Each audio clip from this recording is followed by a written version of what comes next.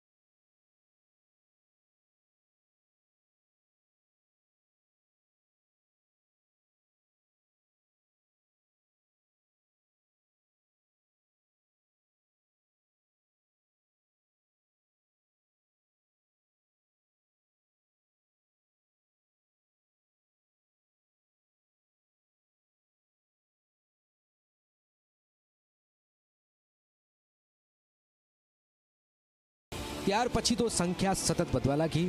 ધીરે ધીરે આખા વિસ્તાર પર તેમનો કબજો થવા લાગ્યો, જેના કારણે અનેક ગેરકાયદે પ્રવૃત્તિઓ થવા લાગી, જેના કારણે હિન્દુ વિસ્તાર છોડી પલાયન કરવા લાગ્યા। આ મામલે હિન્દુ સંગઠનોએ અનેક આંદોલનો, રજૂઆતો પણ કરી। વિધર્મીઓના વિસ્તારમાં વધતા અતિક્રમણ રોકવા માટે અનેક ફરિયાદો કરાઈ, પરંતુ કોઈ સમાધાન આવતું ન હતું। આખરે ગાંધીનગર સુધી રજૂઆતો પહોંચતા જ સરકારે અશાંતદારો લાગુ કરવાની જાહેરાત કરી, જેના કારણે લોકોમાં આનંદ સમાતો નથી।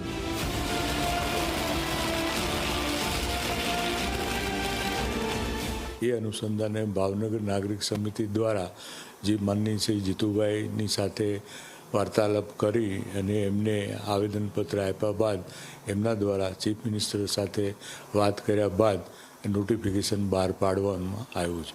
અસાધારણને કારણે લોકોની કેટલાકની માગણી હતી અને એના અનુસંધાને કેટલાય વખતથી આ પ્રક્રિયા ચાલતી હતી, એનો આજે સુખદ અંત આવ્યો છે।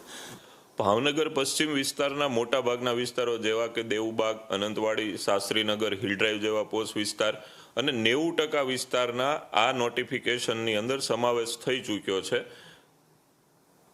જેનું ભાવનગર અસાધારણ નાગરિક સમિતિ આવકારે છે અને એનો એમને હર્ષ છે। ભાવનગરની વર્ષો જૂની માગણી કે સમગ્ર ભાવનગરના વિસ્તારોમાં અશાંત ધારો લાગે એ તબક્કાવાર આની પહેલા પૂર્વમાં લાગ્યો તો પછી એના જે થોડાક વિસ્તાર બાકી રહી ગયા હતા એ 25/1ના નોટિફિકેશનથી લાગાડવામાં આવ્યા છે।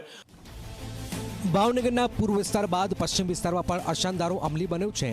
ગાંધીનગર સુધી રજૂઆત કરવામાં ભાવનગર પશ્ચિમના ધારાસભ્ય જીતુ વાઘાણીનો મોટો રોલ રહ્યો છે, ત્યારે સરકારે નિર્ણય કરતા જ જીતુ વાઘાણીએ પણ ખુશી વ્યક્ત કરી હતી। ભાવનગર શહેરમાં ખાસ કરીને મારો મત વિસ્તાર પશ્ચિમ અને પૂર્વના પણ ઘણા બધા વિસ્તારો જે બાકી રહેતા હતા, ખૂબ ઝડપથી માનનીય મુખ્યમંત્રી શ્રી ભૂપેન્દ્રભાઈ પટેલને અશાંતદારા નાગરિક સમિતિ, એસડી જાની, કિરીટભાઈ મિસ્ત્રી, રામભાઈ, પૂર્વ મેયર મનોહરભાઈ, ભારતીય જનતા પાર્ટી ભાવનગર મહાનગર યુનિટના પ્રમુખશ્રીને સમગ્ર પાર્ટીના કાર્યકર્તાઓ, સામાજિક સંસ્થાઓ વગેરે સતત ધારાસભ્ય તરીકે મને રજૂઆત કરેલી। સરકારમાં પણ અમે માનનીય મુખ્યમંત્રીશ્રીને રૂબરૂ મળેલા। મને કહેતા આનંદ છે કે ઐતિહાસિક નિર્ણય એ માનનીય મુખ્યમંત્રી શ્રી ભૂપેન્દ્રભાઈ પટેલ અને ગૃહ રાજ્યમંત્રી આદરણીય હર્ષભાઈ સંઘવી દ્વારા લેવાનો છે। વિશેષ કરીને માનનીય મુખ્યમંત્રીશ્રીનો અને ગૃહમંત્રીશ્રીનો આભાર માનું છું। આપ સૌ જાણો છો કે ઘણી બધી કાયદાકીય પ્રક્રિયાઓને અંતે અશાંતધારો લાગુ પડતો હોય છે, ખૂબ ઝડપથી, એટલે કે માત્ર 4-6 મહિનાના ટૂંકા ગાળામાં સમગ્ર પ્રક્રિયા એ પૂરી કરી મુખ્યમંત્રીશ્રીને મળ્યાને તુરંત જ એમણે સૂચનાઓ આપી। ભાવનગરમાં 27મી ફેબ્રુઆરી સાંજથી જ અશાંતદારો અમલી બન્યો છે।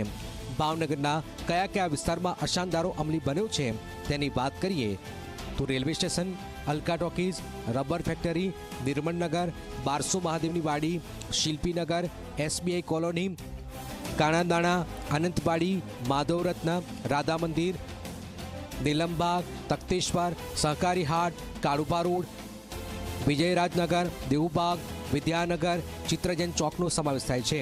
જિલ્લા કલેક્ટરે અશાંત ધારા નોટિફિકેશન અંતર્ગત અમલવારી માટે વિવિધ વિભાગોમાં સૂચના આપી છે. આ વિસ્તારો 194 જેવા પોકેટ છે કે જેને આપણે ડિસ્ટર્બ એરિયા એક્ટની નીચે જાહેર કરેલા છે. આજ રોજ અમે લોકોએ તમામ સંબંધિત અધિકારીઓને એ જાહેરનામાની નકલ અમલવારી માટે મોકલી આપવામાં આવેલી છે. હવે આ વિસ્તારની અંદર કોઈ તબદીલી કરવાની થતી હોય તો કલેક્ટર તરીકેના પાવર હવે નાયબ કલેક્ટર ભાવનગર પ્રાંતને સોંપવામાં આવેલા છે. તો એમની સમક્ષ અરજી કરીએથી તપાસ કર્યા બાદ જો યોગ્ય જણાય તેવા કિસ્સાની અંદર મંજૂરી આપીએથી વેચાણ વ્યવહાર થઈ શકશે. હિન્દુ સંગઠનોની લાંબા સમયથી માંગ પછી સરકારે અશાંતધારો લાગુ કર્યો છે, જેના કારણે હવે જ્યાં અશાંતધારો લાગુ થયો છે તે વિસ્તારમાં કોઈ પણ પ્રોપર્ટી કલેક્ટરની મંજૂરી વગર વેચી નહીં શકાય. કોઈ પણ મિલકતના વેચાણ માટે પહેલા કલેક્ટરની પરમિશન લેવી પડશે, જેના કારણે હવે પલાયન અટકશે અને વિધર્મીઓની થતી એન્ટ્રી પર રોક લાગશે. Bureau report, Zee media.